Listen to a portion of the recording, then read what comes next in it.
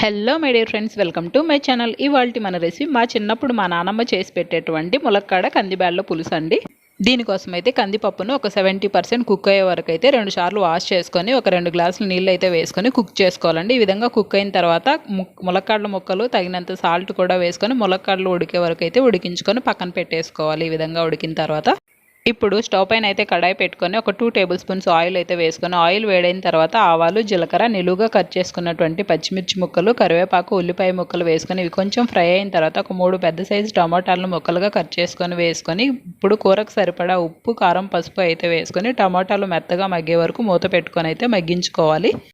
ఈ కర్రీకి అయితే మనకు ఎలాంటి మసాలాలు అవసరం లేదండి. అల్లం వెల్లుల్లి పేస్ట్ కూడా అవసరం లేదు. టమాటాలన్నీ ఈ విధంగా మెత్తగా మగ్గిన తర్వాత మనం ముందుగా ఉడికించుకున్నటువంటి కందిపప్పు, ములక్కాడలను నీళ్ళతో సహా వేసుకొని మొత్తం కలిపేసుకొని మరొక 2-3 నిమిషాల పాటు అయితే ఉడికించుకోవాలి.